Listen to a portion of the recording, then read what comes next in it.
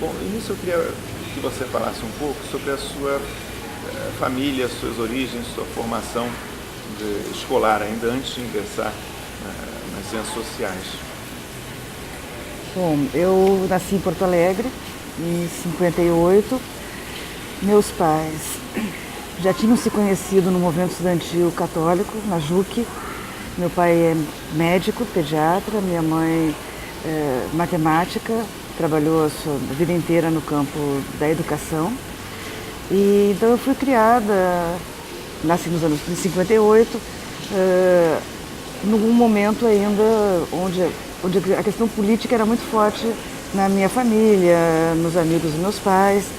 E então eu vivi já nesse ambiente de militância, mas uma militância ligada a engajamento, com alfabetização. Eu lembro desde pequena de acompanhar minha mãe à noite num bairro operário para a alfabetização do método Paulo Freire.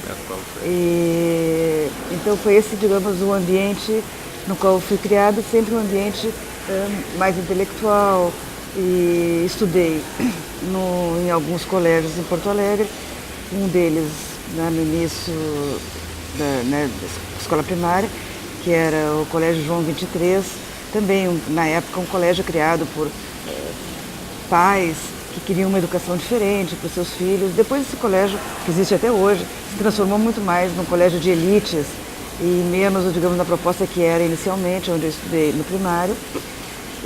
Quando eu tinha 10 anos, eu fui com meus pais para Paris. Eles foram estudar, na época com uma bolsa do governo francês, e cada um na sua especialidade. E eu tive minha primeira experiência, então, numa escola francesa. E aí era uma escola pública, com uma educação francesa, muito rígida. Isso eu fui em setembro de 68. Era radicalmente diferente da formação que eu tinha tido até então, super progressista, liberal, alternativa. Mas foi uma experiência marcante na minha vida que se refletiu depois na minha carreira profissional, acadêmica, a relação com a França. Eu morei lá durante um ano e meio. Foi em Paris que eu morei. Na verdade, eu morei na banlieue de Paris, em Boulogne-Billancourt, que é do lado de Paris. E fui numa escola então pública lá. Tive muitas experiências muito importantes. Aprendi o francês, que eu acho que foi a coisa mais importante desse momento, e o francês junto com uma outra experiência cultural. Agora, essa ida dos seus pais para a França teve a ver com o contexto político no Brasil? Na verdade, meus pais nunca tiveram exilados, eles sempre foram muito engajados. Até esses dias teve um almoço familiar, vieram afilhados do meu pai, da minha mãe, e eles começaram a contar coisas que eu nem lembrava. Eles eram sempre muito engajados nisso, na esquerda católica, e estavam contando disso, de quando construíram a igreja, todas as pessoas, que eram jovens profissionais liberais, no início dos anos 60, médicos, engenheiros, advogados, e que eles tinham se engajado de fazer empréstimo, empenhado as casas que eles estavam construindo para construir a igreja, numa perspectiva muito progressista. Só que tudo isso com 64, eles se afastaram, foram gradativamente se afastando desse lado da igreja, que a igreja progressista foi para a ilegalidade, e eles sempre ficaram nessa posição mais de apoio, de acolher pessoas, Foram coisas que não são muito contadas, mas de várias pessoas que eles acolheram. Por exemplo, ali em Porto Alegre era uma rota de fuga, durante a ditadura, de pessoas. Então eles acolheram muito no quarto de empregada, uma família de camadas médias, um quarto de empregada na época. O quarto de empregada era um lugar onde as pessoas entravam por uma outra porta, não se via. Então ali dormiram muitas pessoas que iam para o exílio, havia uma rede na qual eles participaram. Mas em setembro de 68, quando vão, não tem nenhuma... Não, eles foram, nesse momento, eles foram realmente com uma bolsa de estudos, Meu pai foi para fazer um curso no Instituto Internacional da Infância, onde tinha médicos, pediatras de vários lugares do mundo, sempre numa perspectiva muito humanista, de respeito à infância, que vai dar nessas políticas mundiais. E minha mãe já foi, naquele momento, fazer um mestrado em matemática. No Brasil, em 68, quer dizer, programas de pós-graduação eram muito muito poucos, em Porto Alegre, onde a gente morava, né, praticamente inexistiam. Mas, para mim, esse período que a gente ficou de setembro de 68 até fevereiro de 70, para mim foi um período, eu tinha 10 anos, né, quando fui, onde teve essa marca da cultura francesa, mas teve também a marca do ingresso na consciência, digamos, política. Porque muitos amigos deles e pessoas que frequentavam um minúsculo apartamento que a gente morava em Paris, que foi uma mudança radical também, né, de classe. Saímos de uma casa, uma coisa confortável, para um apartamento super pequeno, porque a bolsa era muito, muito pequena. E, né, uma família com 3 filhos. Eu era mais velha, eu tenho 2 irmãos menores que eu. E frequentavam muito a nossa casa, pessoas que estavam exiladas. E uma das coisas que eu lembro, e que vai marcar depois várias coisas que eu estudei, é que foi ali, criança, que eu escutei os primeiros relatos de tortura.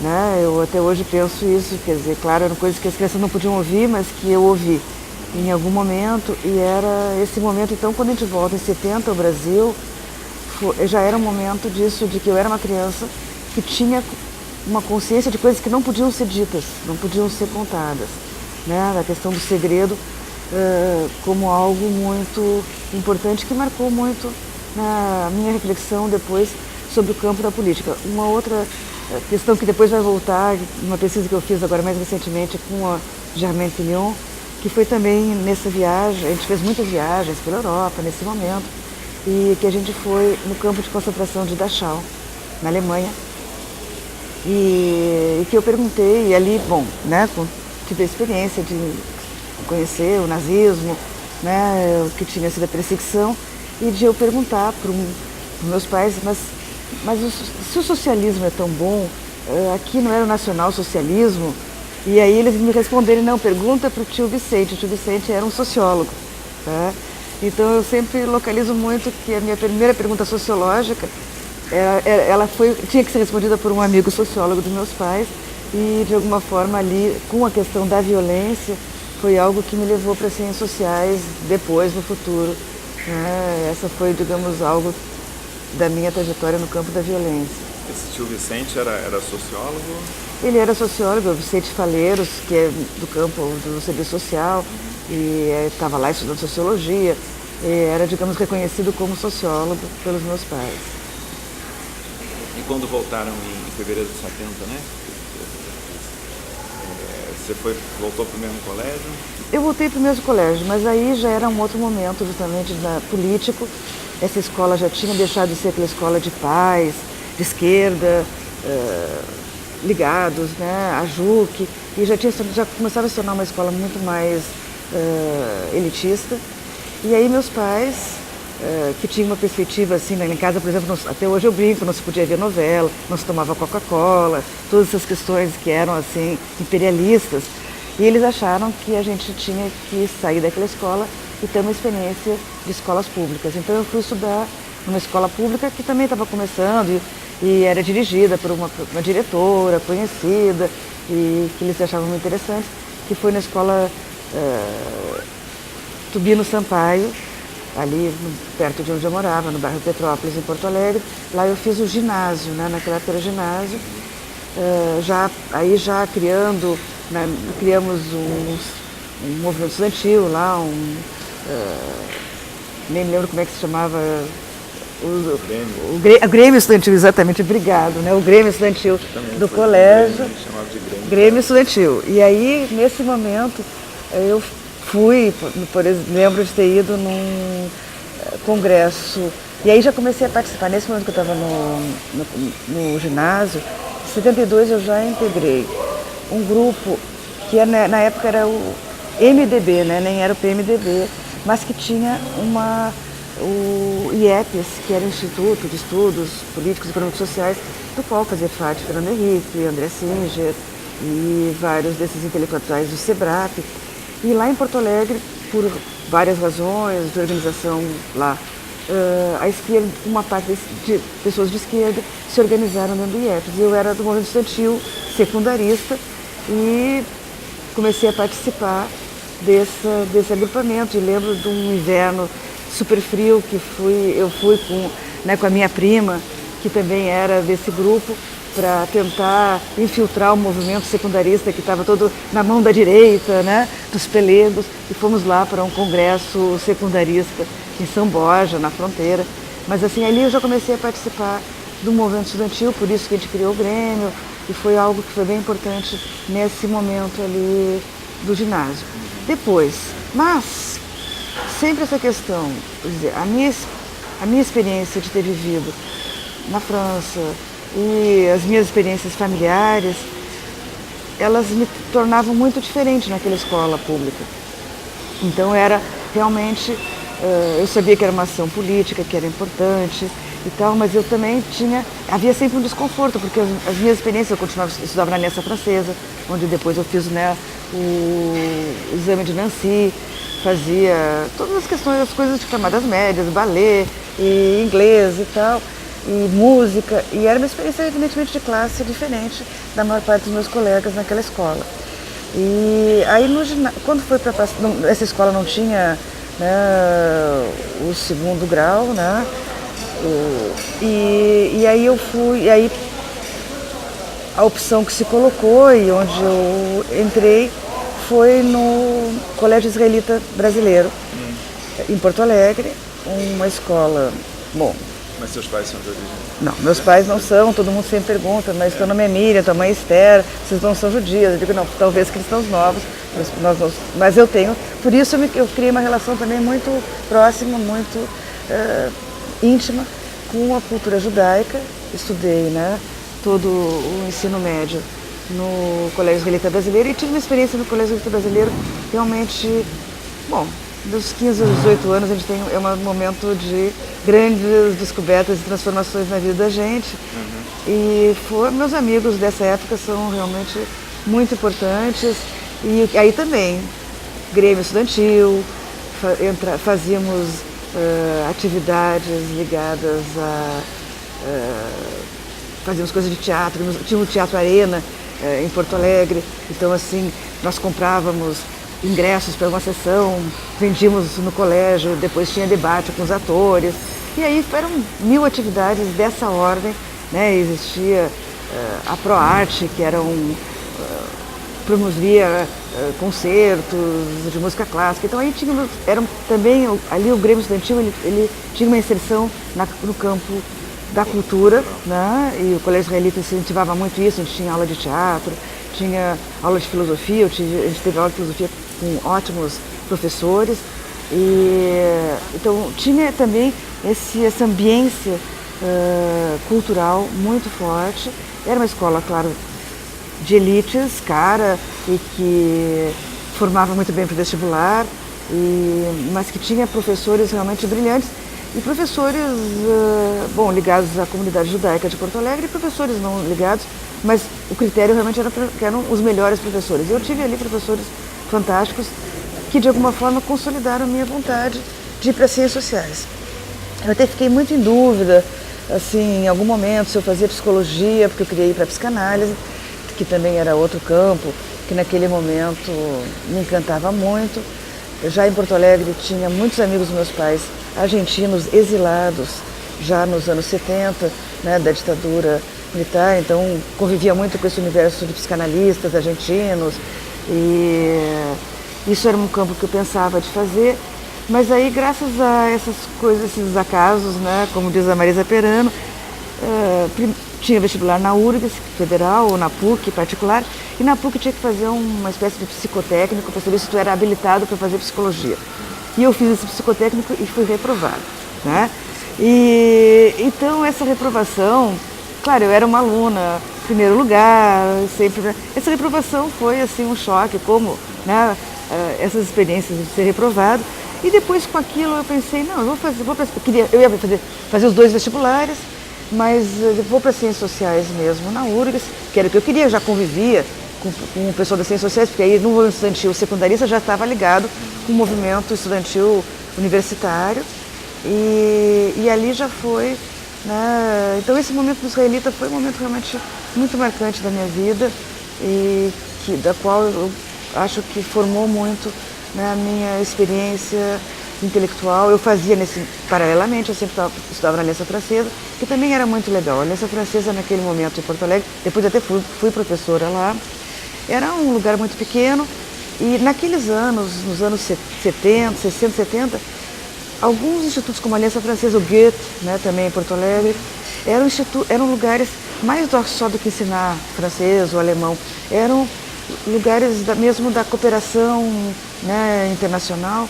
E, por exemplo, lá na Aliança Francesa tinha ciclos de cinema, de filmes, foi ali que eu vi Nuit et Brouillard, né, que é um filme clássico sobre campos de concentração, que depois eu fui justamente voltando para esse eixo, quando eu trabalhei com a Germaine Tillion, essa antropóloga que foi aluna do Marcel Mauss e que né, foi deportada para o campo de concentração e é a primeira antropóloga que escreve sobre Ravensbrück. A gente aprende que, por exemplo, Nuit et Brouillard, esse filme do Alain Resnais, que é um filme clássico sobre campos de concentração, ela foi uma das pessoas que inspirou e que ajudou no roteiro, por exemplo. Então, eu estou contando com, né, nas trajetórias de vida. Depois, claro, a gente vai fazendo as ligações. Mas, então, a Aliança Francesa era um momento onde essas coisas... Havia uma vida cultural muito intensa. Então, para além só de estudar francês, que fazia aquilo era intensamente, porque eram 3 vezes por semana, era muito difícil. Era um curso de nível universitário. E também era um lugar onde tinha um espaço democrático de cultura francesa, uma cultura francesa já de vanguarda e que a gente via ali. Então ali também foi um lugar muito importante nessa fase, né, dos 15 aos 18 anos, o tempo do ensino médio. Agora, você entrou para Ciências Sociais, ou você fez direção teatral também? Também. Foi assim. Não, foi assim. Naquela época, então, a minha primeira vontade era fazer psicologia, para ir para psicanálise e fazer... Até porque tinha aquela coisa de fazer, para ser psicanalista, na época, grande parte dos psicanalistas eram médicos. Mas meu pai era médico e eu venho de uma família de médicos, né? Meu pai, a família Pila e Grossi, são uma família de imigrantes italianos e com muitos médicos, como era obrigatório. Até hoje meu tio, irmão do meu pai, eram 2 irmãos. Meu tio Lauro, ele sempre reclama que ele não pôde ser médico porque meu pai era mais velho, foi ser médico e ele teve que ser engenheiro, porque afinal tinha que ter um filho médico e um engenheiro. E eu vim então de uma família de etos da medicina e eu não queria de forma alguma seguir, digamos, a profissão dos meus pais. Claro que a gente sabe que depois, no fundo, isso são coisas que depois a gente segue muitas coisas dos pais. Então eu não queria fazer medicina, junto com isso eu tinha horror de sangue, hospital e tal. Então a carreira era a ideia de fazer psicologia, que os argentinos já vinham com essa ideia de que não, que tu podia fazer psicanálise de vários caminhos. Como não deu psicologia, eu sempre já fazia teatro no colégio, estava muito ligada às questões de teatro. Mas o teatro só tinha na URGS, e na URGS eu não podia fazer 2 vestibulares juntos. Então eu fiz, o que eu fiz? Eu fiz Ciências Sociais, que era o que eu mais queria, em 77, o vestibular. Entrei, fiz um ano de Ciências Sociais, já comecei nesse primeiro ano a fazer, lá tinha o que a gente chamava de curso 2. Se podia fazer até 2 matérias de outros cursos. Comecei já a fazer cursos da direção teatral. No ano seguinte eu fiz o vestibular e entrei no curso de direção teatral. E aí fiquei fazendo em paralelo. Mas aí aconteceu um outro, né, dado na minha trajetória, que eu entrei em 77, em 78, no segundo semestre de 78, meus pais voltaram à França de novo para estudar. Aí já minha mãe foi fazer doutorado. E aí eu estava já na faculdade, mas eu fui junto. E nesse tempo, quando eu fiquei um ano lá, de setembro de 78 a julho de 79, nesse ano que eu fiquei em Paris, que também foi um ano muito marcante, eu tentei ir para antropologia, lá não era Ciências Sociais, mas não foi, digamos, lá nas Ciências Sociais, que na antropologia, tanto de Nanterre como em Paris 5, não aceitaram a minha transferência. E no teatro, que era em Paris 3, aceitaram facilmente, já me colocaram no segundo ano, que naquela época era o DUG, né, Diplôme d'études universitaires générales.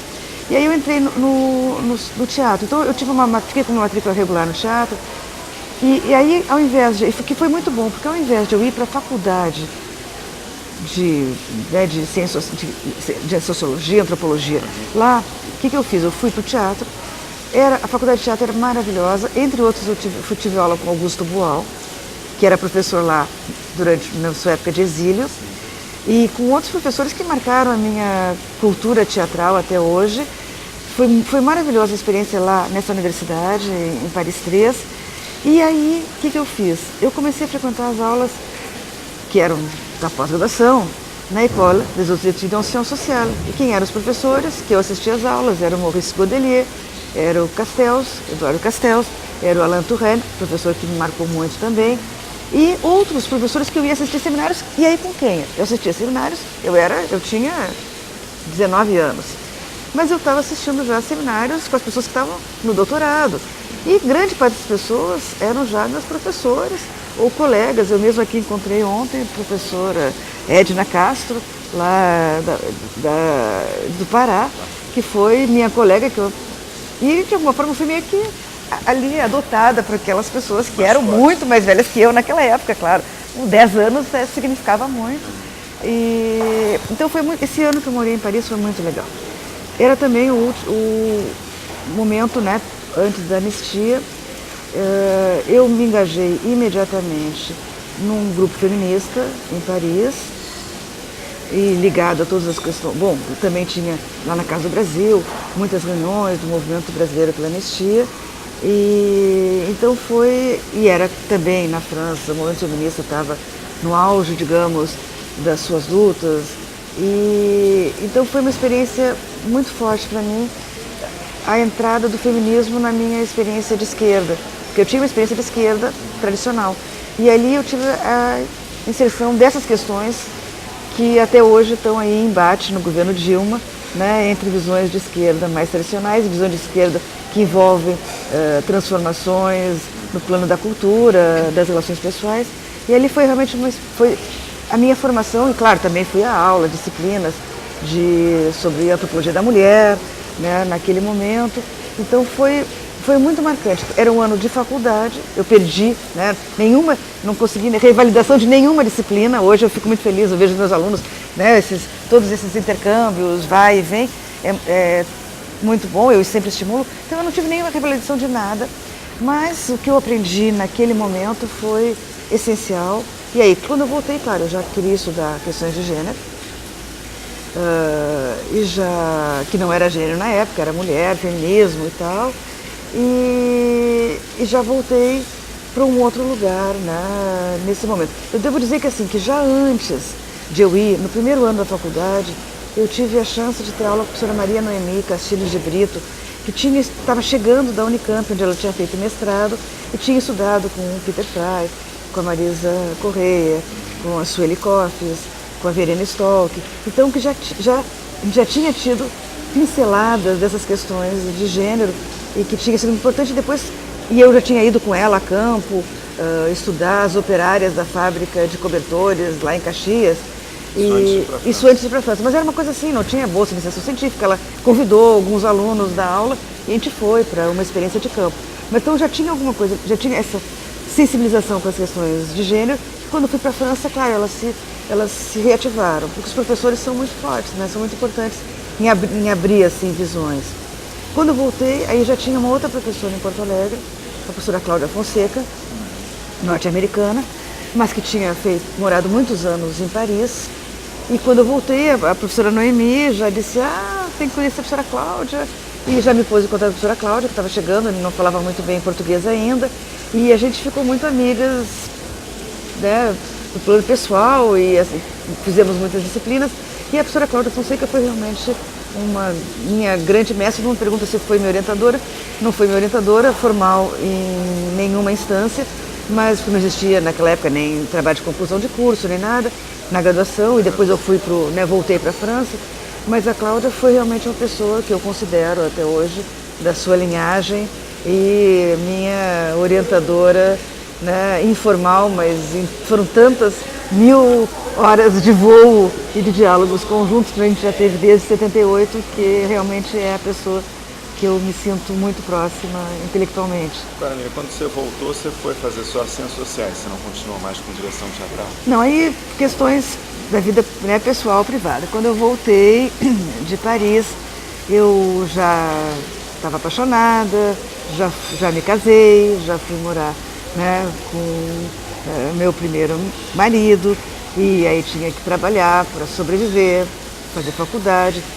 Aí fui dar aula de francês na Aliança Francesa.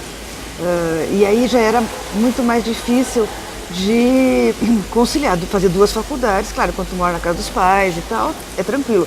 Mas fazer duas faculdades, trabalhando, militando, porque ele também já estava profundamente envolvida na militância. Eram coisas feministas. Feminista. Aí eu estava totalmente feminista no grupo Ação Mulher. E então aí o teatro, fiz assim mais uma, duas disciplinas. A minha ideia era, não vou acabar primeiro a Ciências Sociais, depois eu volto, faço o teatro. Mas o que acabou acontecendo é que quando eu acabei as Ciências Sociais, eu era professora na Aliança e me candidatei para uma bolsa de doutorado na França, porque podia, na França naquele momento não precisava ter mestrado para fazer doutorado.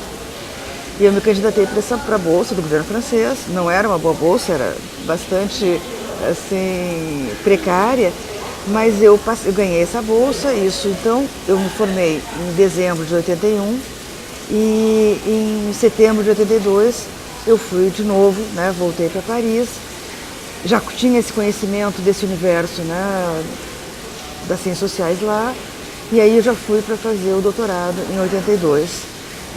Então eu fiz, só que aí quando eu cheguei lá não me revalidaram totalmente, né, as disciplinas, eu fiz, digamos, o primeiro ano eu fiz o mestrado, que seria o equivalente do mestrado, e na universidade aí já de Paris 5, né, nesse equivalente do mestrado eu trabalhei no campo da etnolinguística, fiz um trabalho sobre alimentação na região da Bretagne, na França, que também foi uma experiência muito legal que a gente teve lá, que era uma excursão que a gente ia a campo com 2 professores e 15 alunos, a professora Janine Fribourg, o professor Jacques Gutwirt, e a gente ficamos 2 semanas lá nesse vilarejo e eu optei por alimentação, então fiz um primeiro trabalho nessa linha de antropologia da alimentação, que foi esse trabalho do equivalente ao que seria, né, maîtrise e tal, na época lá na França. Agora, o seu orientador, você escolheu... Não, olha, isso é assim, primeiro, eu devo dizer que o Louis Vincent Thomas, que foi meu orientador, foi uma pessoa...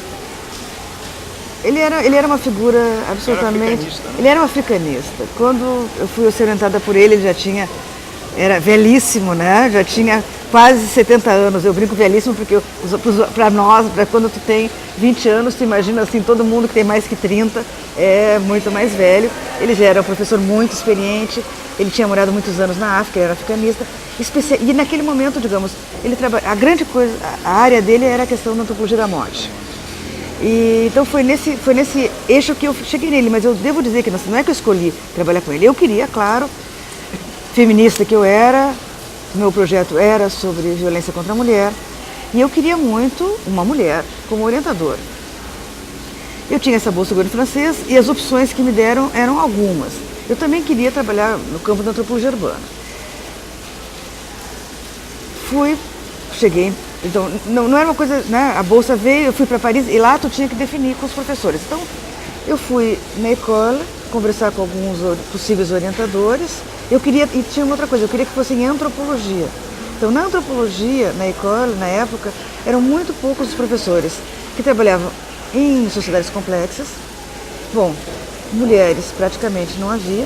As 2 mulheres que depois eu vim estudar, que era a Germaine Tillion e a Denise Pohlmann, tinham se aposentado em 78, tá? Eu tinha até tido aula em 78, mas elas tinham se aposentado, não podiam mais orientar no doutorado.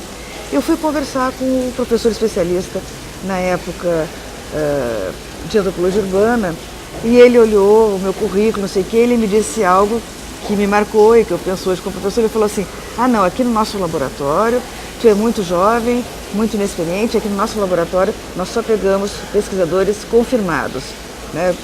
Chercheurs confirmés. E aquilo, bom, eu não fui trabalhar com ele. E por isso eu acabei indo para Paris 5, que era a opção que eu tinha.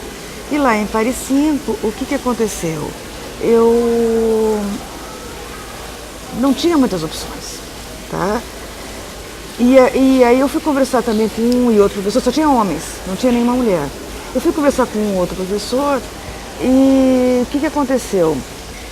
eles, um não dava, não sei o que, o outro, e eu acabei de conversar com o Tomás, que me acolheu na casa dele, e cheio de coisas africanistas, quadros na parede, e disse, não sei o que, tá, sim, te aceito, tá? Tu quer estudar violência e tal? Te aceito. Então ele me aceitou com uma tal generosidade, e ele sempre dizia assim, uma vez eu fui no Brasil, acho que era uma fantasia dele, ele perguntou assim, ainda oferecem café de graça nos bares? Eu, não, professor, a gente paga o café e tal. Ele, não, eu fui a São Paulo, a gente ia nos bares e o café era de graça. Tá? Então eu acho que era assim, depois do almoço ganhava o café. Mas ele sempre me perguntava assim, então, aquilo tinha marcado ele, do ponto de vista de uma generosidade do povo brasileiro, que ele dizia assim, que eu penso nisso, quer dizer, tinha uma coisa de reciprocidade, que o Brasil, eu quero muito, venha trabalhar comigo. Então é um pouco disso, quer dizer, eu acabei, foi um acaso que me levou para trabalhar com o Universidade São Tomás. Eu devo dizer também isso, quer dizer, eu não tive uma orientação, né, e como a maior parte das pessoas que estudou na França na minha época, como são as orientações que eu dou e que nós temos no Brasil. Eu vi o Tomás, via ele uma vez por ano, na época de renovar a bolsa e de entregar algumas coisas, então mandava, né, na época era assim, a gente mandava pelo correio, né, o que a gente tinha escrito, e era impressionante. No dia seguinte, eu mandava um dia, dali 2 dias eu já recebia pelo correio o texto todo anotado por ele, tá? O problema é que a letra dele era incompreensível, tá? Mas às vezes tinha assim, bom, e ali, eu ficava bom, então deve ser bom. Era um tipo de diálogo escrito, tá? Que a gente vai ver hoje que com a internet, a gente voltou a ter isso. Mas ele realmente, todo dia de manhã, ele despachava a sua correspondência e fazia isso. Então o meu diálogo com ele era sempre, eu sabia que para falar com ele tinha que escrever. Se não escrevesse, não tinha diálogo. Mas eu não tinha cursos regulares que você tinha? No primeiro ano, sim. No primeiro ano, né, na França, o doutorado, como é até hoje, é o DA, Diplôme d'études approfondies, que é, tu faz disciplinas que tu quer sem muitos créditos, assim, não tem que leituras recomendadas, tu vai de seminários, tu escolhe o que tu quer. E eu, claro, assisti muitas aulas dele. E aí o outro professor que foi muito, muito importante no DA foi o Georges Ballandier.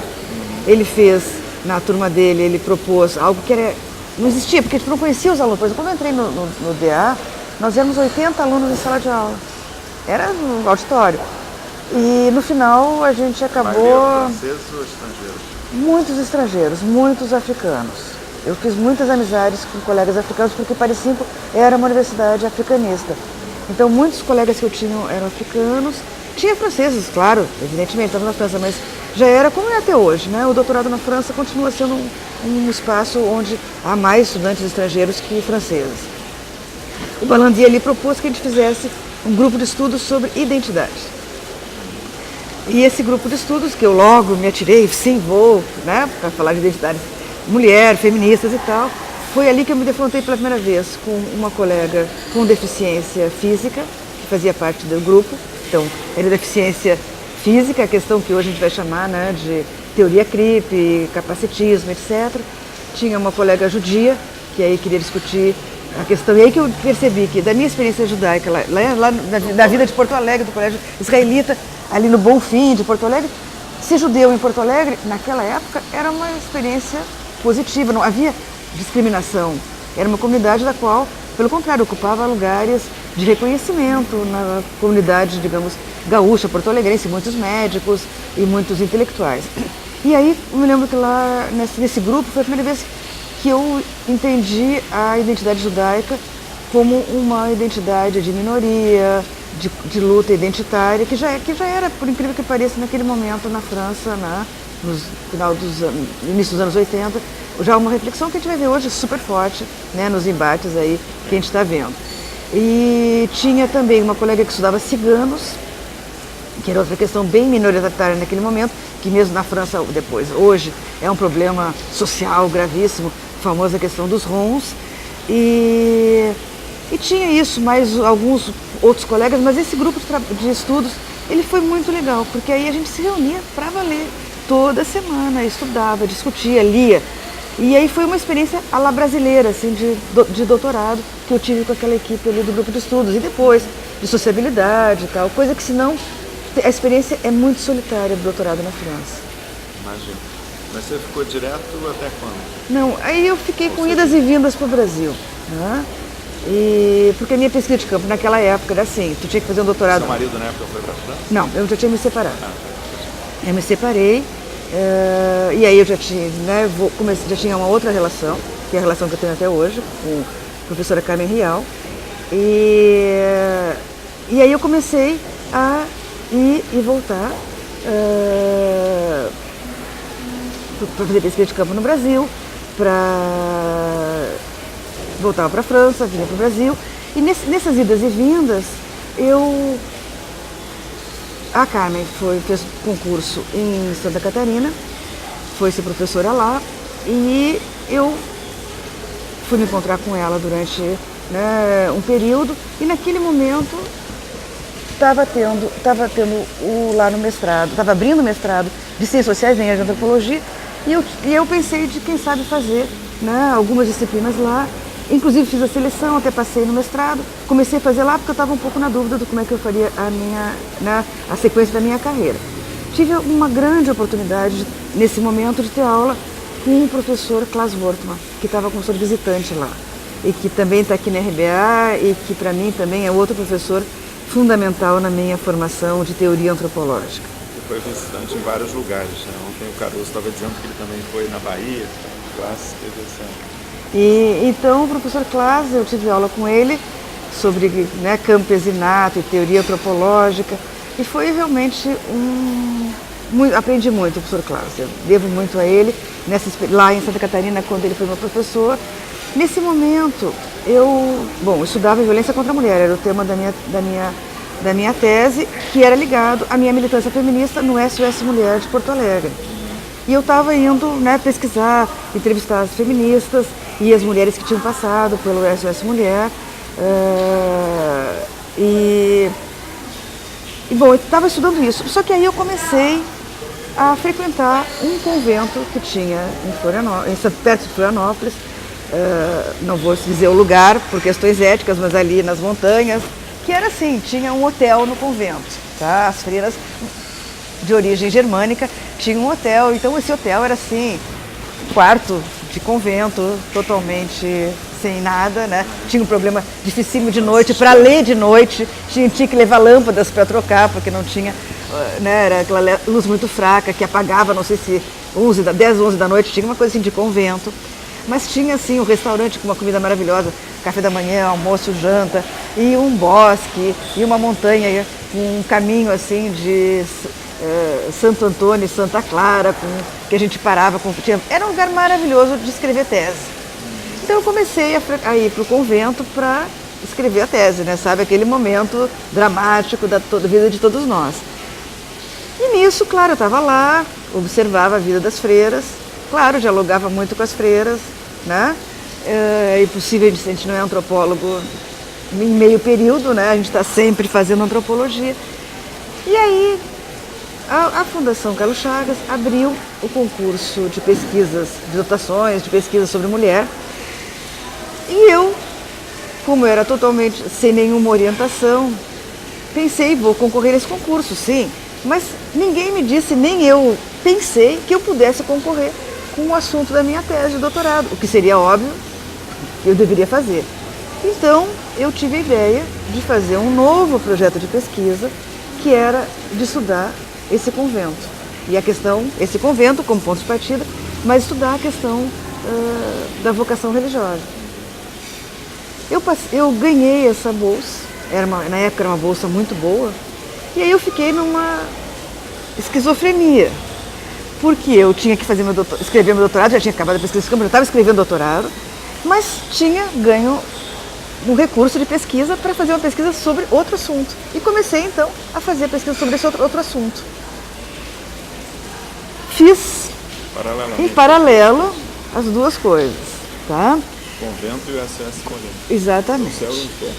Isso, fiz. E aí, como eu estava estudando, aí com isso, né, entre Paris e Florianópolis e Porto Alegre, e lá nas montanhas estudando convento, fui a Porto Alegre conversar com a professora Cláudia, lá na URGS, Passando pelo corredor da URGS, eu vi um cartaz falando do concurso que ia ter na FURB, em Blumenau, que era onde eu estava estudando, perto do convento, na área de metodologia em ciências sociais.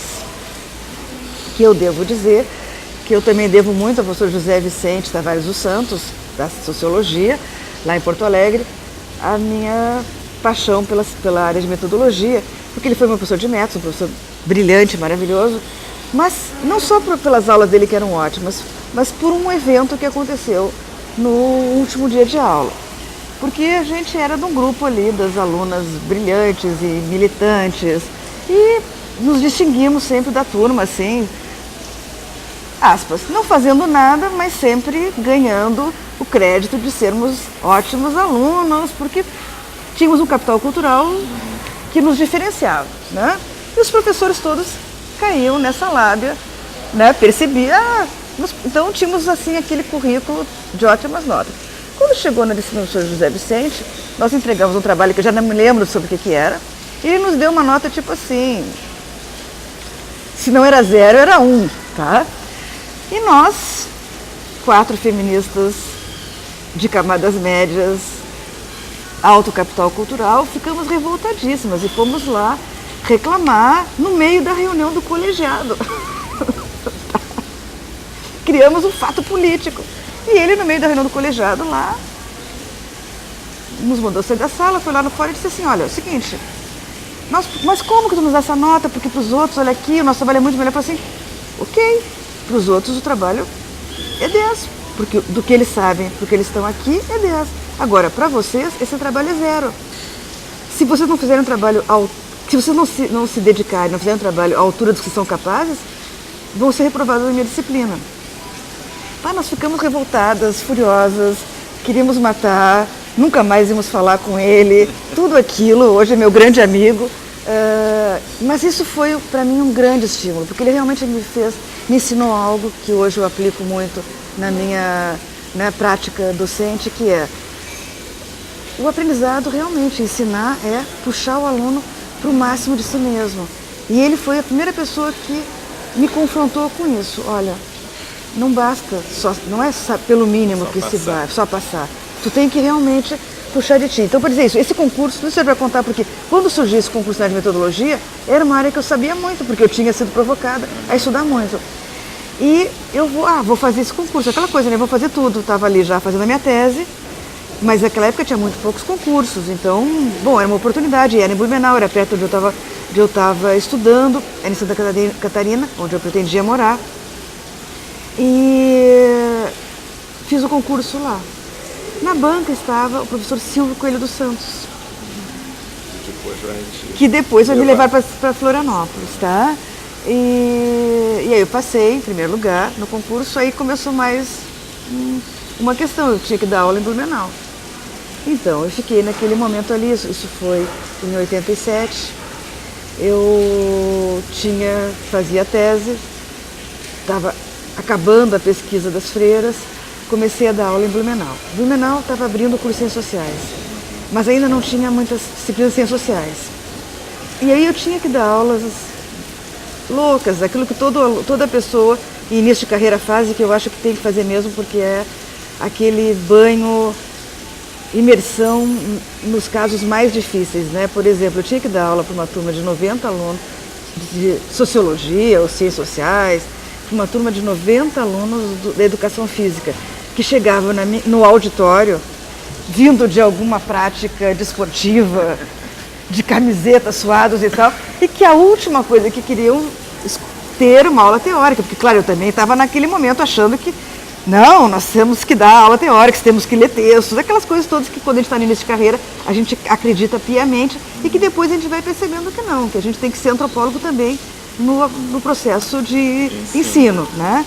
Então aquilo eu me lembro de até chorar em sala de aula desesperada, porque não tinha como controlar aqueles alunos, mas eu realmente peguei uma carga de umas 20 horas em sala de aula, tá? Dava milhares de disciplinas, dei aula ali que foi legal também, tinha o curso de teatro, dava aula de antropologia do teatro naquele momento ali. Blumenau foi a minha primeira experiência então de ensino, já tinha dado aula de francês, ali foi a primeira aula de ensino na área de ciências sociais. Foi muito importante. Também dei aula, foi dos meus primeiros alunos com quem eu fiz pesquisa, depois que eu fiz doutorado. E a primeira pesquisa que eu fiz era uma pesquisa encomendada pela associação, a Fiesp, né, que era ali Federação de Indústrias de Blumenau, que ali é o polo industrial de Santa Catarina. Eles estavam muito preocupados naquela época com o número de acidentes de moto que tinha, né, em Blumenau, nessas indústrias têxteis. Os trabalhadores são operários camponeses, né? Eles são pessoas que moram no campo e vêm de moto. Então foi a primeira pesquisa que a gente fez, que eu fiz algo que é o que eu faço até hoje, com grandes equipes de pesquisadores, de formar pesquisadores em pesquisas mesmo coletivas. Foi uma experiência muito legal que eu tive lá em Blumenau. Mas tudo isso para dizer assim, eu entrei na FURB em 87, trabalhei um semestre, eles foram muito legais comigo lá, meus colegas, disseram, vai para Paris acabar a tua tese. Então eu voltei para Paris no segundo semestre de 87. Já com a tese pronta? Não. Tinha que escrever a tese, tinha que escrever o relatório da outra pesquisa. Aquelas coisas que também estão na vida de todos nós, não é que tenha melhorado ou piorado.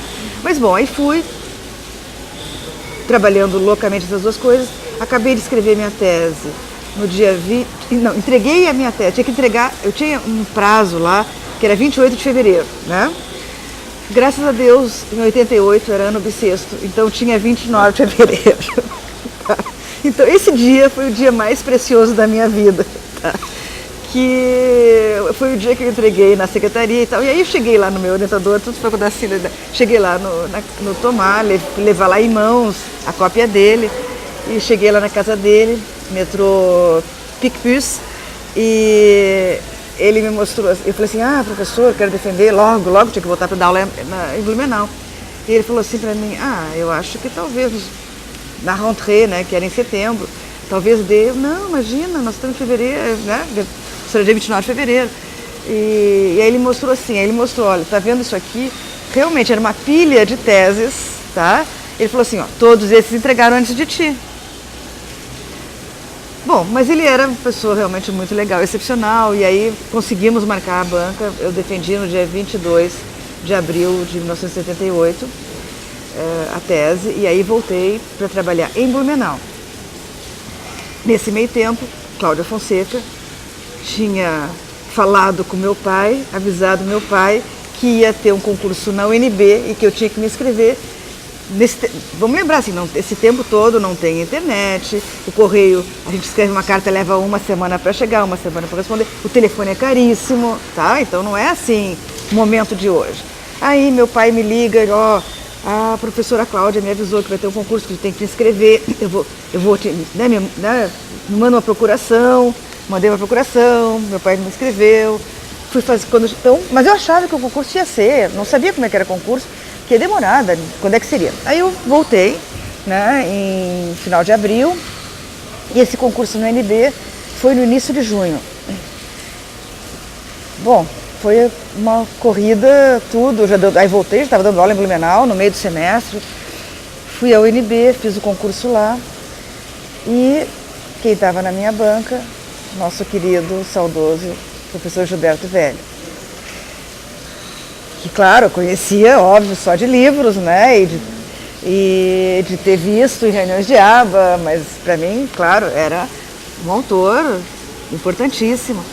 E o Gilberto estava nessa banca, eu, claro, morrendo de medo, evidentemente.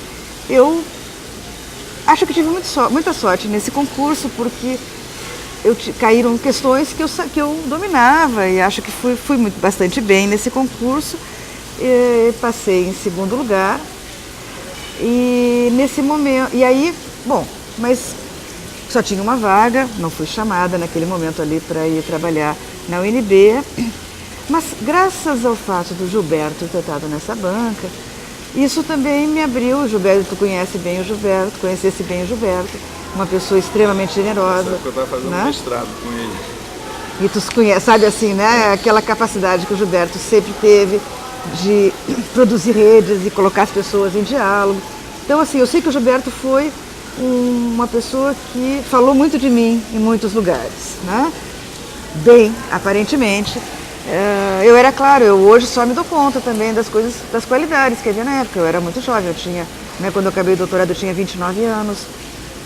Era um momento que havia muito poucos doutores no Brasil. O Gilberto nessa época ele tinha 43 anos, embora parecesse ter muito mais. Para mim ele era velho, né, Gilberto velho. Que ele tinha, eu gostava de dizer, porque tinha uma produção, tinha sido já presidente da ABRA, e era uma referência, né? Mas ele tinha 43 anos, é muito novo, né? É isso, mas ele já tinha esse lugar na antropologia brasileira. Sim. Então é isso que eu acho assim, o Gilberto foi uma pessoa que lá do Rio, né, ele veio muitos anos depois para ter coragem de dialogar com ele, né, mais de igual para igual, mas nos primeiros momentos realmente era... Mas eu tenho que reconhecer que o Gilberto teve esse papel que foi muito importante para mim. E aí com isso eu comecei a receber vários convites de outras universidades que queriam que eu fosse como professora visitante ou como recém-doutora.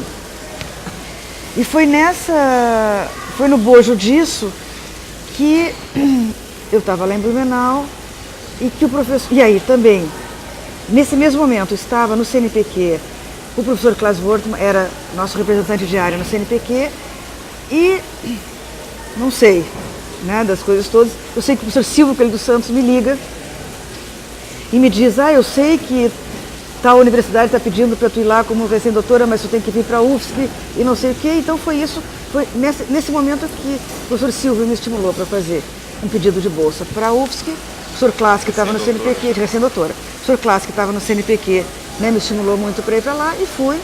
Mas a UFSC, e aí eu comecei a trabalhar como recém-doutora na UFSC em 89. A Carmen já estava lá? A Carmen já estava lá, como professora no jornalismo. Ela era professora no curso de jornalismo, depois que ela se transferiu para o departamento de antropologia. Tá? Bom, eram tempos pioneiros, áureos, né? Nós fomos morar numa comunidade na Lagoa da Conceição, com outras pessoas. Nós queríamos uma vida alternativa, num lugar onde não tinha telefone, não pegava televisão, a estrada era de terra, quando chovia não dava para sair de casa. Bom, eram tempos, né, de comunitas muito fortes para muitas pessoas que foram no início nos anos 80 para Santa Catarina trabalhar na UFSC. Isso não foi só no departamento, né, que hoje é de antropologia, que aliás até hoje permanece sendo um departamento com praticamente todo o departamento de pessoas que não são de Santa Catarina, mas isso aconteceu em muitos departamentos da UFSC, de acolher jovens com características muito similares a que eu tinha, disso, de movimento estudantil, militâncias várias, projetos mais alternativos de vida. E então foi isso assim um pouco que nos levou, porque assim nós como gaúchas que éramos, quando a gente estava no tempo da faculdade da graduação, todo verão o que a gente fazia, a gente acampava em Santa Catarina. Santa Catarina era um lugar assim das férias e que a gente sonhava em passar a vida inteira na beira do mar e tal. E depois a gente realizou um pouco, né, esse sonho, que foi isso. Então, só para dizer assim, então essa foi essa decisão realmente da minha vida pessoal, afetiva, profissional, né, da qual eu acho que seria impossível falar da minha carreira sem falar dessa parceria intelectual muito importante para mim, mas que, claro, é uma parceria que vai também se definindo ao longo da trajetória dessas várias coisas também. Em muitos momentos pensei de ir para outros lugares. Na UNB também me chamaram em outros momentos para eu ir trabalhar. Eu fui como professora visitante em 95, no mesmo ano onde minha mãe foi eleita, quando minha mãe foi eleita como deputada federal pelo Rio Grande do Sul. Eu achei que era um momento importante de eu apoiá-la, né, pessoalmente como filha, e também um momento onde aquele convite de trabalhar em Brasília pôde se concretizar, e foi para mim uma experiência muito legal. Eu trabalhei lá em 95, no departamento de antropologia do UNB, da qual eu me sinto também muito próxima, brinco muito que eu tenho os meus irmãos, Gustavo, Luiz Roberto, são da minha geração, né, temos aí uma irmandade de geração, eu sou muito próxima dos colegas da UNB, as colegas feministas também lá são muito importantes, a professora Lia, a professora Mireia Soares, a professora Rita Segato, a professora Lourdes Bandeira, são pessoas que foram importantes, são amigas e com quem eu trabalhei lá também nesse período. E você acompanhava o mandato da tua mãe de alguma forma, só como filho? Não, eu morava, quer dizer, eu fui morar num apartamento funcional com minha mãe, E meio que fazia aquela parte assim de cuidar da infraestrutura, né? Porque a vida de deputada é uma vida louca. Eu estava começando, eu não tinha experiência ainda, então eu ajudei muito nessa parte de também desse diálogo que precisava, né? Naquele momento ela ficou morando sozinha em Brasília, meu pai continuava morando em Porto Alegre, trabalhava, era professor da universidade e médico e tal. E eu morei lá, foi uma experiência muito legal para mim. Eu aprendi muito com esse momento e também aí me levou um pouco para outras coisas que eu trabalhei, que tenho trabalhado sobre mulheres na política, a questão da política, porque eu pude também, claro, perceber, ter essa experiência da vida política naquele momento ali, petista, por essa experiência mais pessoal, subjetiva, de que era a relação que eu tinha, sem nenhum compromisso partidário, mas vivendo ali com minha mãe ligada à bancada do PT, e engajadíssima, né, naquele momento, que foi aqueles anos, né, o primeiro mandato que ela teve, 95, né, 98, foi um mandato muito interessante, tinha muitas mulheres, Benedita da Silva, tinha muitas mulheres que tinham sido eleitas, então era também um momento bem interessante, onde o CFEMEA estava articulando, eu também estava próxima também das feministas lá em Brasília naquele momento. Foi um momento também que eu aprendi muito, que me levou a pensar mais nesse campo da antropologia política, em particular das questões de gênero na política. O seu início lá na Universidade Federal de Santa Catarina, primeiro como bolsista, né? E depois você virou professora visitante quando acabou a bolsa. Isso. O Silvio, ele também organizou a aba lá, né? Você se engajou nesse momento. Nós estamos aqui na 29ª RBA.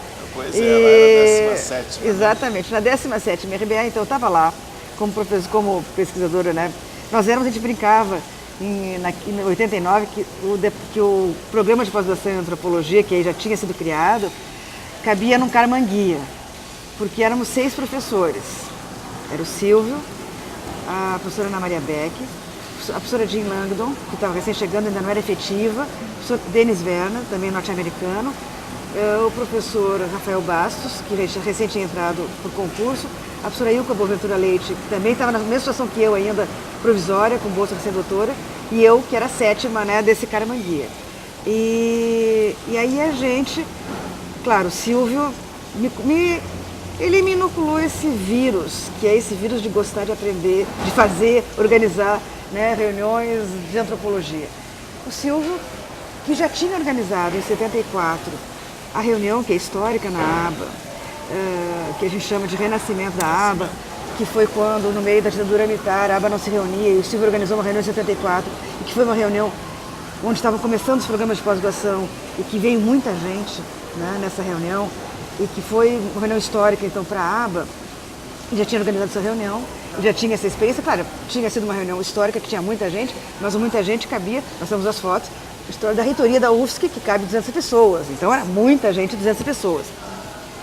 E ele tinha se engajado com o professor Roberto Cardoso de Oliveira, eu acho, não lembro mais, o Antônio Augusto Arantes, eu acho que era na época, de a gente fazer a reunião da ABA lá em Florianópolis em 90. Então eu cheguei em 89 e já estava todo o grupo lá em comissões e tal para organizar a reunião da ABA. Claro, a reunião da ABA, daquele de 90, que foi lá em Florianópolis, ela teve, eu acho que 500 pessoas, mas era muito grande já para a época. E eu, claro, já me engajei ali em várias comissões, entre elas eu fiquei responsável pela edição do Antropodicas. O Antropodicas era um jornal diário que reunia todos os alunos da pós-graduação e a gente era assim, fofocas, fulano fez isso, via aquilo e tal, e a gente escrevia de noite, mas não tinha computador, óbvio, era assim, escrevia, era do cortar-colar de verdade, né? Cortava, colava, diagramava, fazia no xerox, fazia no xerox e tal, o Antropodicas, com coisas que aconteciam. Então eu trabalhei muito lá nas madrugadas, né? Ainda tinha energia para isso e tal. E foi muito legal, foi uma aprendizagem muito grande. O professor Silvio, para mim, ele é uma pessoa que foi muito importante. Assim, ele me introduziu nisso que também é algo importante na minha carreira, que é a política acadêmica. Ele me ensinou isso, a como fazer redes, a como dialogar com as pessoas, a como inserir novas gerações no campo da política acadêmica, mostrando que não basta apenas fazer uma excelente pesquisa, ser um bom pesquisador ou ser um ótimo professor, que a antropologia e a ciência em geral exige horas de dedicação administrativa, de gestão, e gestão exige política, diálogo, conversa, redes, etc. Então isso o Silvio me ensinou muito bem. Eu devo muito ao Silvio, que ele era absolutamente brilhante no campo da política acadêmica. E ele me ensinou muito isso. Então eu estava lá e, bom, peguei o gosto por isso. E aí já naquela RBA já fiz milhares de coisas e comecei a fazer muitas coisas lá nesse campo, assim, já com o Silvio desde aquele momento.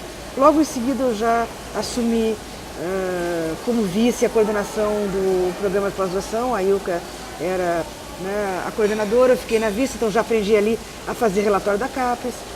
O Otávio Velho veio nos visitar nas visitas da CAPES, porque o nosso programa, porque quando eu cheguei em Florianópolis, ele estava contando que era um lugar perdido. Naquele momento, as notas dos programas eram A, B e C. Santa Catarina era C, significava nada. Nós éramos muito poucos, então o professor Otávio Velho, que era representante da antropologia na CAPES, veio fazer uma visita de avaliação e reconhecimento. Nós nos esforçamos ali ao máximo para mostrar que nós éramos ótimos e fazíamos mil coisas. E eu acho que o Otávio se convenceu, né? Até hoje ele nos apoia muito. E também nos deu muitas dicas de como fazer o relatório, de como... Eu me lembro disso, ele ali nos já deu as dicas, não, tem que organizar grupos de trabalho na reunião da aba, tem que ir na Unpox. Então a gente fez aquele investimento mesmo de participação das pessoas. As pessoas têm que conhecer você não pode ficar aqui só em Santa Catarina, vocês têm que ir para outros lugares e tal.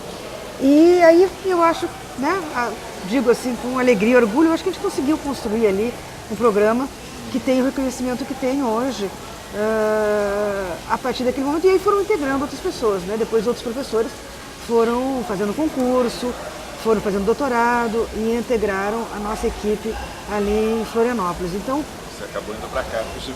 Depois eu fui para cá, né? Depois eu fui para CAPES, que é um outro momento que eu considero bastante significativo assim da minha carreira, pelo menos para mim, foi um momento que eu aprendi muito.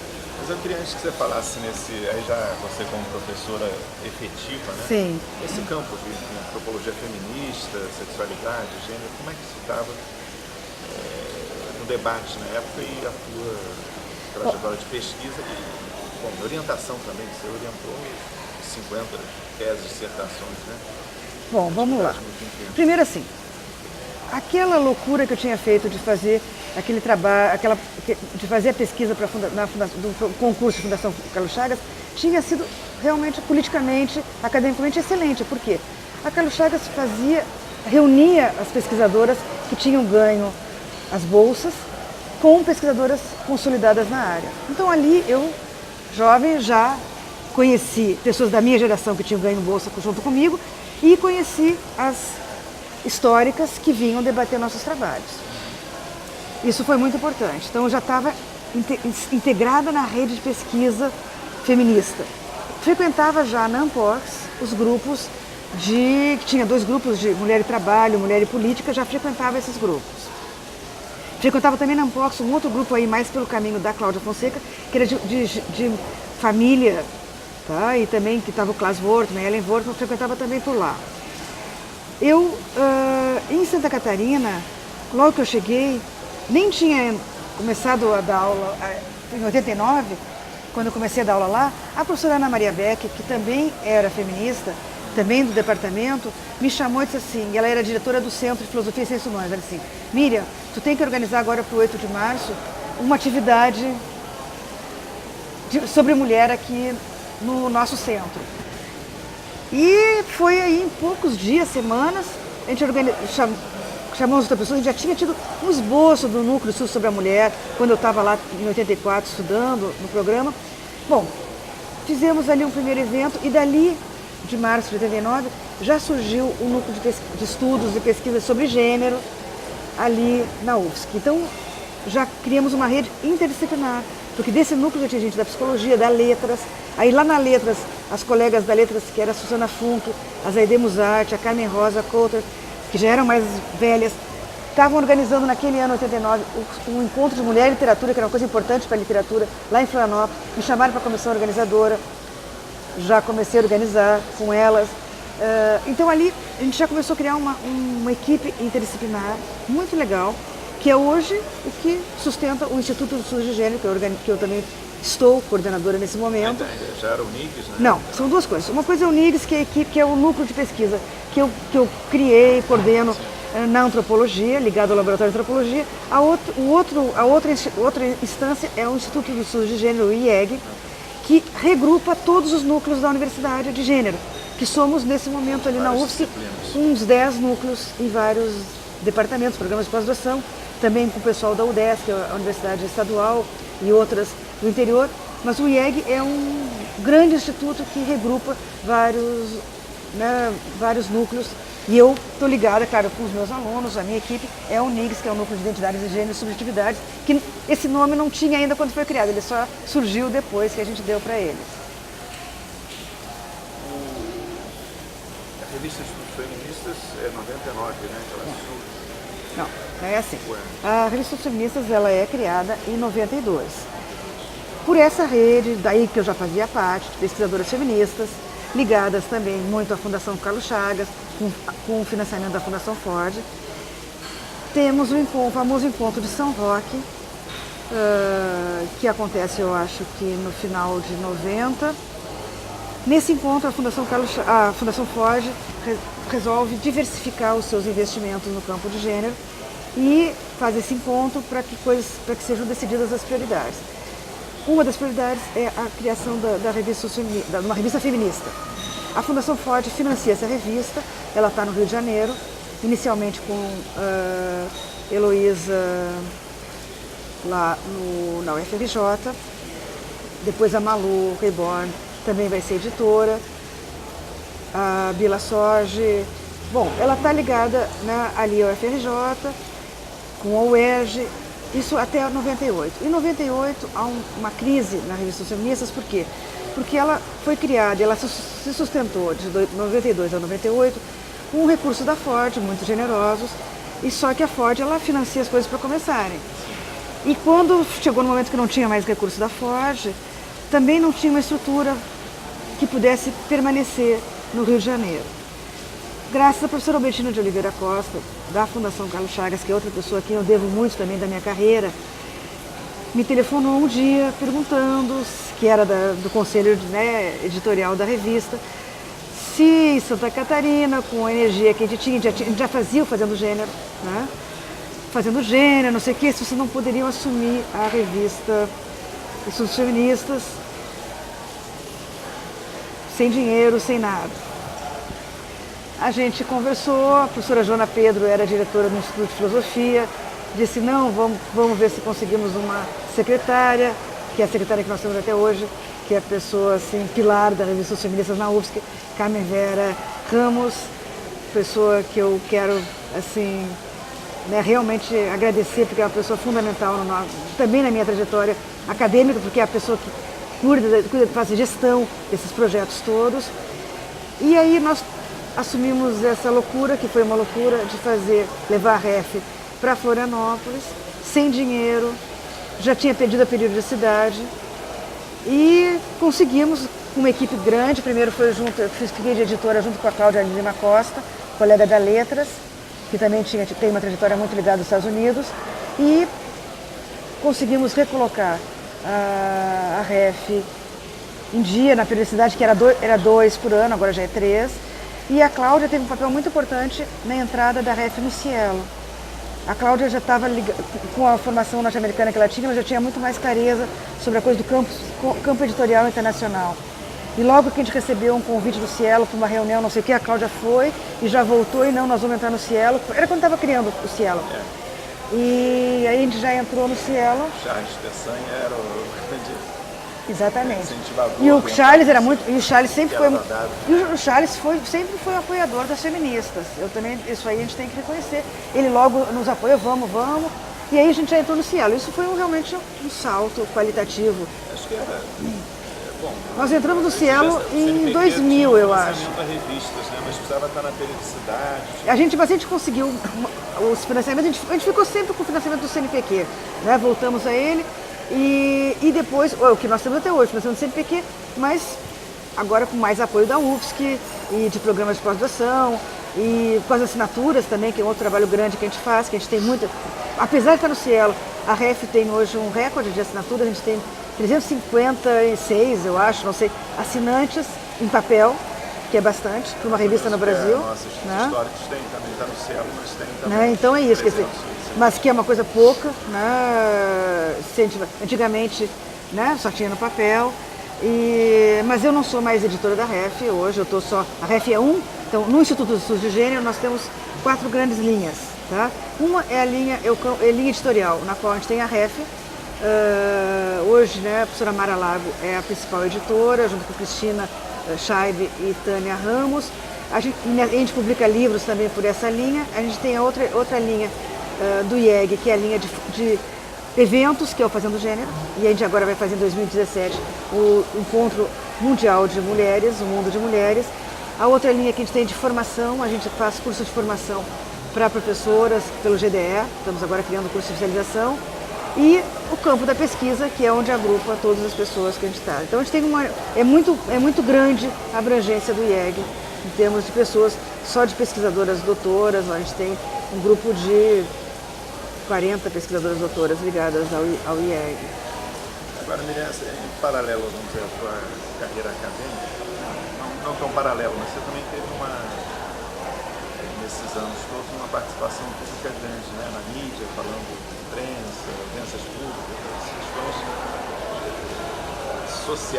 sociais geraram muita demanda de especialistas falando sobre esses temas, né? Olha, como é que você assim, lidava com essa dimensão da intelectual pública, né?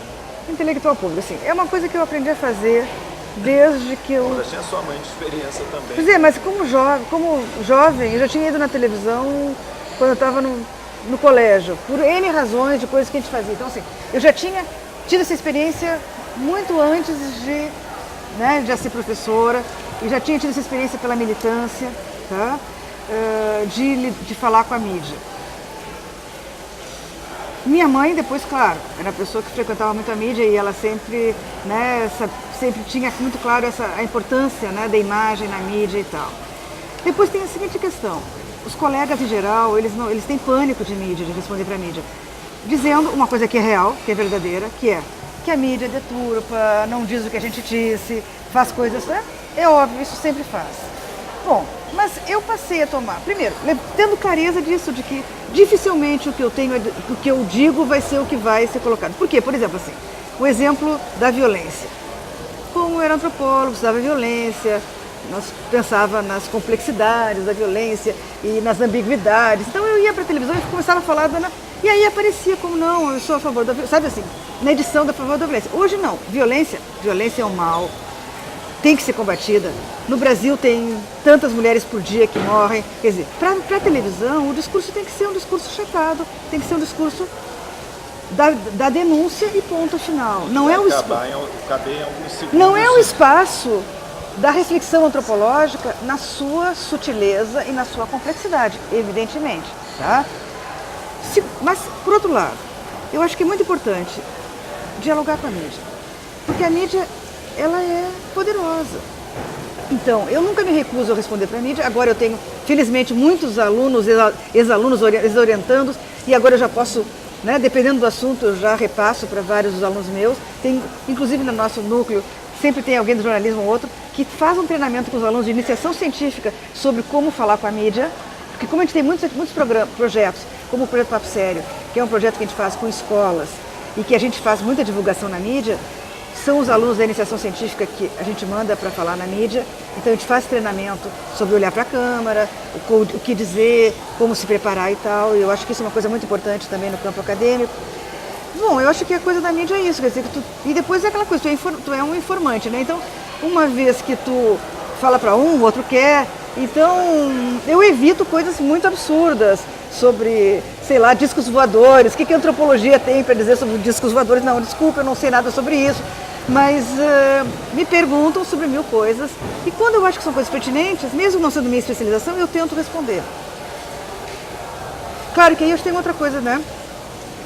Estou falando aqui com um colega do Rio de Janeiro, né? Que a gente fica pensando assim, quer dizer, eu vejo muito Globo News, vejo muitos colegas.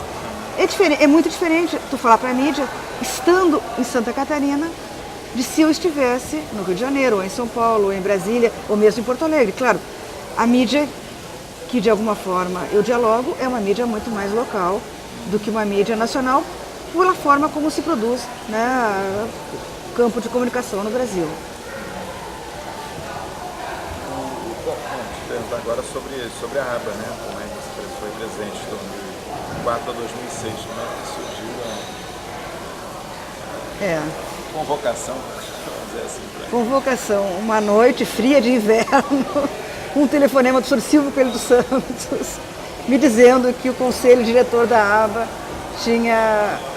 estava avaliando o meu nome como uma candidata para ser presidente da aba. Na época, eu estava na CAPES como representante da área de antropologia e também eu tinha sido eleita pelos meus colegas na CAPES para representar a área de humanas no CTC, o Conselho Técnico Científico, que era muito diferente do que é hoje. Hoje ele engloba, e eu acho que mudou para melhor, todos os representantes de área. Na época era a representação mesmo.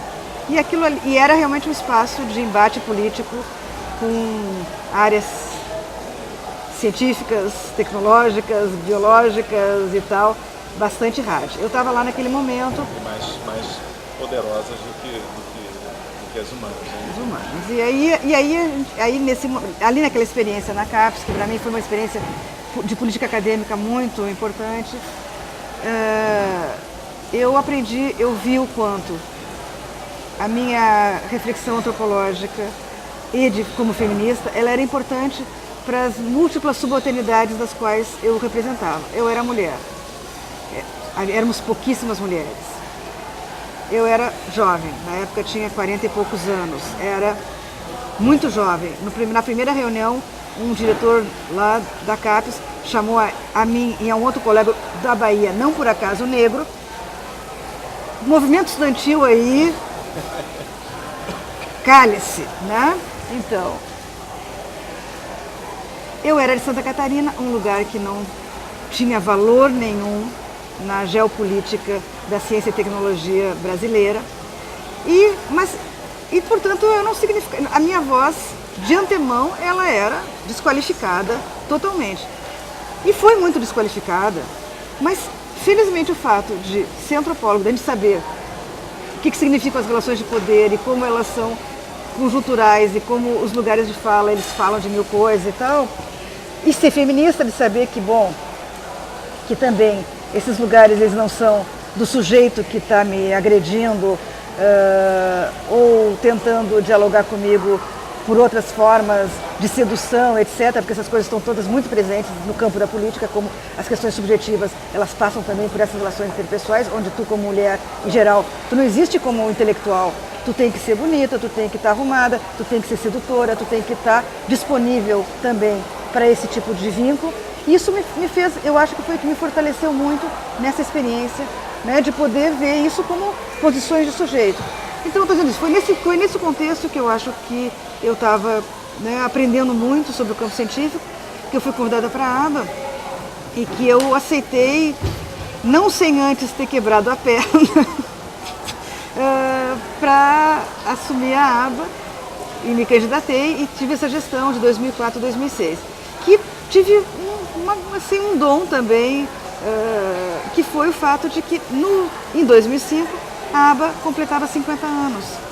E aí um projeto da nossa gestão, da nossa diretoria, junto com o Peter Frey, que foi meu vice, a quem também foi uma pessoa fundamental na nossa gestão, Cornélia Eckert, que era a secretária, pessoa também importantíssima nessa reflexão, a Jean Langdon era a tesoureira, a gente começou a pensar num projeto que era uma aba, que a aba fosse em todo o Brasil. E ao invés de fazer uma comemoração dos 50 anos da aba, nós fizemos 15 comemorações. Foi assim, né, uma epopeia, fomos em todos os programas de pós-graduação que tinham na época e alguns lugares que nem tinham programa de pós-graduação ainda, mas que a gente ajudou, de alguma forma, a produzir a ambiência para que eles fossem criados. Foi uma experiência maravilhosa, eu conheci colegas do Brasil inteiro, eu vi o quanto a antropologia estava crescendo e quanto ela era inovadora, fora dos lugares que a gente já eram reconhecidos. Foi uma experiência realmente reveladora, nesse sentido de que a antropologia já não era mais aquela antropologia dos grupos pequenos, que era essa antropologia que a gente vê hoje aqui na RBA. Né? A gente não tem a dimensão de quem são, se a gente não para olhar os dados, quem são as 13.800 pessoas que se inscreveram aqui até ontem, quando eu passei lá na secretaria e perguntei quantos estavam, tinha 3.800 pessoas, né, credenciadas. São, na sua grande maioria, 2/3 dessas 3.800 pessoas têm menos de 40 anos. Esses 2/3 são alunos de mestrado e graduação e doutorado. É uma antropologia espalhada pelo Brasil inteiro. Os lugares de onde vem são os mais variados. Muito mais programas, né, também espalhados do que antigamente você tinha Brasília, Rio, Campinas, Alegre. Então é isso, quer dizer, a experiência da ABA é essa, tá? De que foi um momento muito importante, eu acho, disso, de também e transformar um pouco nesse sentido que eu acho que ela é hoje super consolidada e nacional e integradora, né, dos jovens, quer dizer, a criação da categoria de sócio aspirante era uma demanda já naquele momento, não foi nossa gestão que ela foi constituída, mas foi lá que ela foi assim, pensada, né, de incluir os estudantes. Foi naquele momento também que a gente criou o Prêmio Lévi-Strauss, que hoje é um super sucesso para os estudantes de graduação, que apresentam pôsteres e tal. Acho que foi um momento disso de mostrar que a ABA ela tinha uma demanda nacional. E eu fico muito feliz de ver que isso só se amplia, né? Nessa época estavam surgindo também algumas experiências primeiras de ter graduação em antropologia, né, mas assim, as sociais, né? Foi ali, naquele... Eu participei de uma mesa lá na UNB que era com a Carla Teixeira, que estavam criando lá na UNB, temos a Ivone que montou, eu sei que era para falar, que estava dando por ciências sociais, não, eles querendo de antropologia discutir isso, fazia no âmbito das ciências sociais. Essa discussão foi uma discussão que a gente também criou a comissão de ensino de antropologia, era uma discussão central na comissão de ensino, muito dividida, porque tinha uma corrente forte de pessoas que eu admiro muito, que achavam que não tem, e isso está publicado no livro Ensino de Antropologia no Brasil, tem as várias posições lá, que achavam que nossa formação tinha que ser de pós-graduação e que tinha que permanecer nas ciências sociais, que era esse o nosso compromisso, né, institucional. Já naquele momento tinha muitas pessoas que achavam que não, sobretudo jovens, temos que ter uma formação direta de antropologia desde a graduação e tal. Ali em 2006, em Goiânia, durante a RBA, tinha sido feito vestibular, tinha o primeiro curso de graduação em antropologia e arqueologia da Católica de Goiás. Tá? Foi o primeiro curso. Nesse livro tem um capítulozinho. Então, veja, tá? Ali foi o primeiro curso. Depois até não deu sequência, né, lá na Católica, mas foi a partir dali que o FMG e outros lugares criaram mesmo lá na UFSC. Nós criamos também o curso de graduação em antropologia, que é a nova realidade da ABA agora. Quer dizer, agora nós temos alunos de ciências sociais e de antropologia que estão vindo para a ABA. É também um desafio, porque nesse meio tempo, para os alunos de ciências sociais, se consolidou a licenciatura em ciências sociais, onde o campo de ensino de ciências sociais é imenso. Tem sido um campo profissional para jovens antropólogos de muito impacto. Na antropologia, nós optamos mais por bacharelado. Tem também todas as questões de demandas, de laudos, etc. Eu acho que esse é um desafio mesmo desse momento, da gente pensar os cursos de graduação em antropologia, dos quais eu me sinto parte do projeto político de a gente criar. Vamos dizer o seguinte, qual foi até o momento que eu posso dizer assim, uma coisa consolidada da criação dos cursos de graduação de antropologia no Brasil inteiro?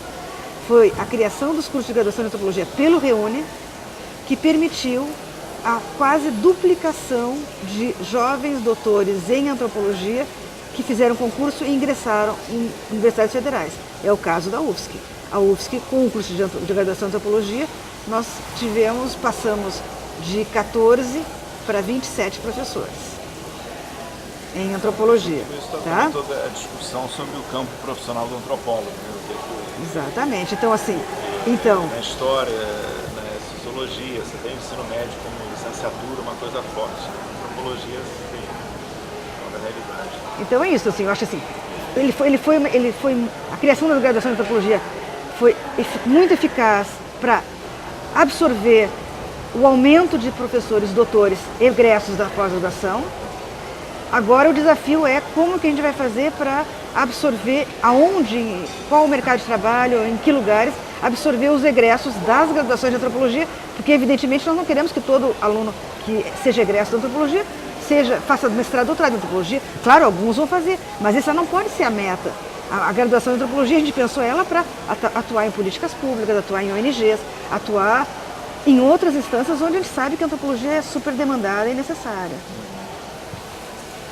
Ótimo. Bom, não tem tanto tempo mais, mas eu queria perguntar mais algumas coisas. Primeiro que você falasse da tua experiência lá eu assisti o vídeo do moço segundo as alunas, né? Tem uma também menor, lições de Bush. Bom, a Carmen está nessa área de antropologia audiovisual muito forte, né? Mas como é que você se envolveu também com essa experiência audiovisual? Quer dizer, então assim... vídeo em particular, que acho que, né, foi bem... Não, eu assim, voltando um pouco ao que você dizia.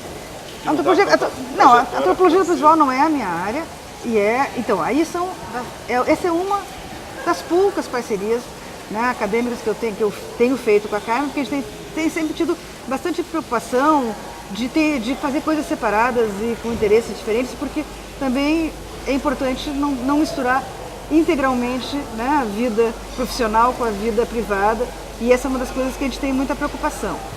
No caso dos filmes que a gente fez com as antropólogas, esse acabou se tornando um projeto conjunto por razões bastante pragmáticas. Eu tinha pesquisa sobre história da antropologia, gravava, né, no gravador, mas evidentemente era fundamental ter imagens também. Com isso a Carmen se entusiasmou e a gente começou a produzir juntas essas entrevistas, com imagens, isso foi quando nós estávamos em Paris em 96, 98, foi quando a gente começou esse projeto junto da história da antropologia, e depois, claro, fazendo imagens juntas, depois tem um momento que vocês sabem que é o momento mais complexo, difícil da edição, né? E aí, claro, também, comecei a ter que aprender a trabalhar na edição, porque não basta dizer, né, não é exatamente aquilo que a gente quer e tal. Com isso a gente continuou viajando e fazendo outras entrevistas em viagens. Por exemplo, a gente fez um outro vídeo em Bali, que se chama Digero Encontra Iquetut em Bali, que é um vídeo que a gente fez no vilarejo onde Margaret Mead e Gregory Bateson fizeram a sua pesquisa de campo em 1939, e a gente encontrou o bebê que aparece no vídeo, né, no filme sobre o nascimento, tá? Em Bali, que é o Iquetut, e que tivemos por 1000 acasos. A gente conta isso nesse filme que a gente fez, né? Esse está também online, né? Eu sempre uso para os alunos também. Tá, então esse filme também foi outra coisa que a gente fez, e a gente tem, né, mesmo Bali, eu tenho vontade de continuar pesquisando em Bali. Então, o meu trabalho na antropologia visual, evidentemente, mas eu frequento festivais e a gente acaba ficando com essa sensibilidade. Mas não é o campo que eu trabalho. Meu campo realmente, meus campos são no campo de gênero e sexualidade. Digamos, a primeira fase, né, do meu trabalho foi na área de violência contra a mulher. O SOS foi minha tese. Claro, eu continuei trabalhando sobre isso, agora mais ligado à homofobia, lesbofobia, transfobia, que é o que eu tenho feito mais recentemente no campo da violência. Tenho orientado muitas pessoas sobre violências de gênero. Fiz consultorias, né, mais recentemente para a CPI da violência do Senado. Em 95, para a Conferência de Beijing, fui consultora do governo brasileiro, no documento oficial. Fiz muitas coisas nessa área aí. Não é o que eu tenho trabalhado em prioridade nesse momento. Depois, trabalhei sobre essa questão com as freiras, gênero, religião, em algum momento. É algo que eu quero voltar um dia, ainda não chegou a hora, porque foram outras demandas. voltar ao convento lá. Não, eu quero, não, eu volto lá de vez em quando. As minhas informantes todas já morreram daquela época. Eu tenho depois, comecei a trabalhar com história da antropologia e com o campo da ciência e tecnologia, que é o que eu tenho, é uma linha importante que eu tenho trabalhado agora, que é essa linha que eu chamo de gênero e ciências, onde eu tenho orientado muitos dos trabalhos, desses que tu listasse aí, falando desses 50 trabalhos, 59 que eu nem sabia que eu orientei, nesse campo de gênero e ciências, que aí envolve desde história da antropologia, mulheres em campos científicos, em diferentes profissões e tal. Comecei a trabalhar nos anos 90 sobre homoparentalidade e conjugalidade entre pessoas do mesmo sexo, trabalhando na França, e aí orientei muitas pessoas e numa rede, junto com Ana Paula Uziel, Luiz Melo, fizemos um livro e várias publicações. Foi um trabalho que eu orientei, do qual, claro, continuam alunos trabalhando. Mais recentemente tem um interesse muito grande dos alunos sobre a questão trans. Né? A última tese que foi defendida 2 semanas atrás da Simone Ávila era sobre transexualidades masculinas.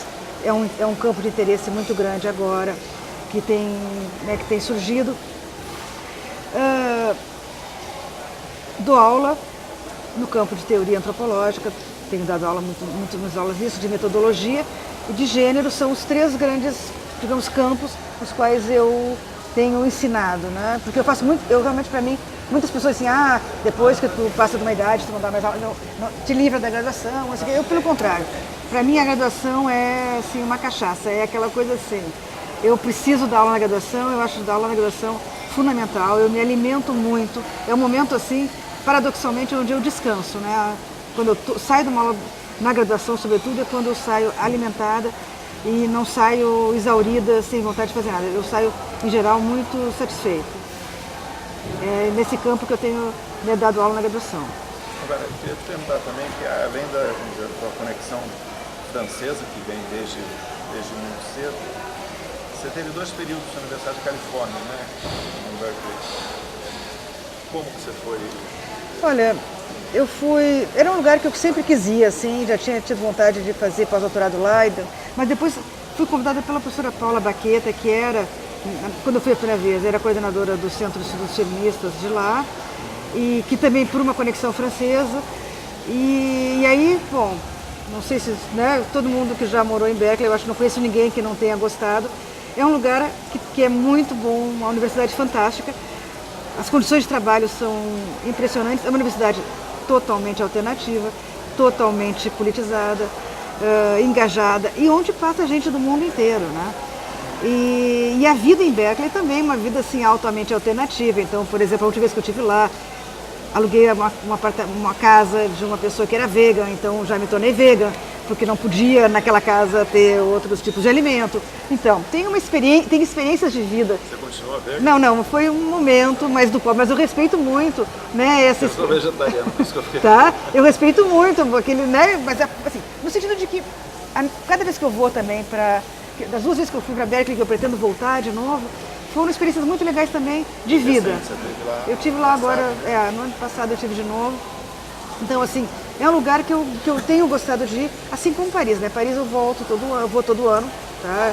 Né? Já tenho meu lugar lá, né? Faz parte da minha dupla vida, né? Eu tenho a minha vida em Florianópolis e minha vida em Paris, no sentido também de tanto pessoal, de amigos e tal, mas também profissional, todo ano que eu vou para Paris. Eu já tenho aquele circuito de lugares que eu tenho que fazer uma palestra, fazer uma intervenção e tal, em algum seminário. Tivemos um convênio com Toulouse, onde eu fiquei bastante tempo. Com os colegas de Portugal também, trabalhei lá no ISCTE, onde a gente tem um convênio. Antônia, né? Junto com a Antônia, o Miguel Vale de Almeida, dei um curso junto com a Antônia, foi muito legal. Temos muita relação lá também com Cristiana Bastos, no ICS. Então, Portugal é um outro lugar assim. Você ficou quanto tempo em Portugal? Fiquei um semestre. Um semestre que dei uma disciplina na graduação, na pós-graduação também. E foi uma experiência bem legal lá. Também é outro lugar que assim, a gente tem vontade de voltar para morar em Portugal. É um meio acadêmico que fala português, né?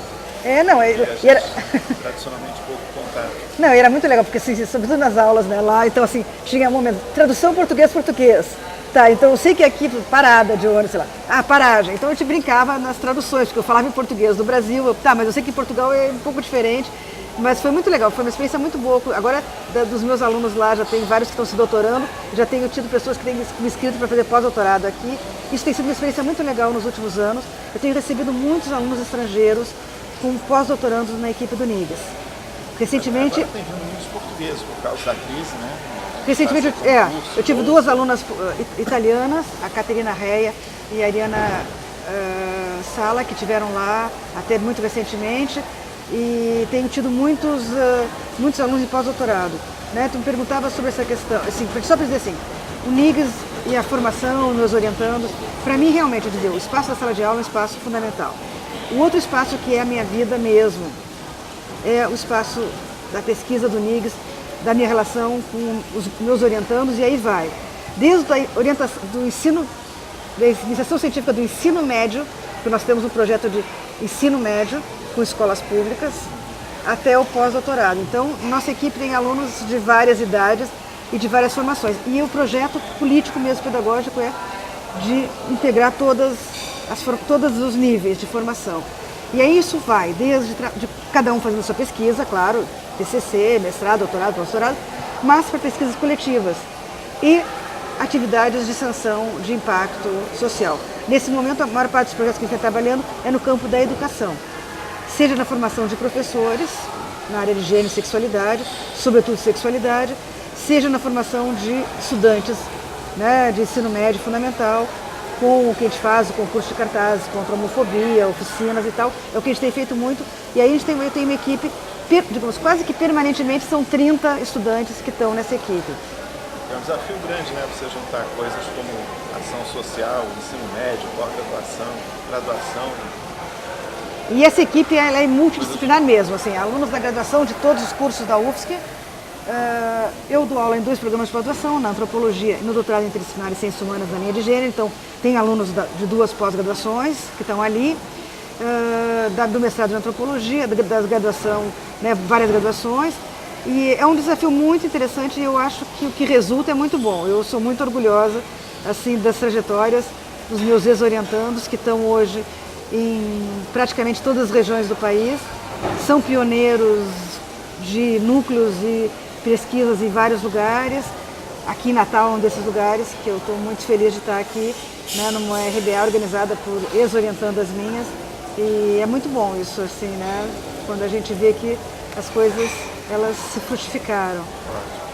Tem uma última pergunta que eu queria fazer, que a gente sempre faz, um pouco de curiosidade, mas não tanto curiosidade, a gente sempre pede para o entrevistado destacar um livro tenha sido assim, especialmente importante, alguma leitura que... Ah, mas pois é, essa tinha que ter dado tarefa de casa para... Né? Você vem assim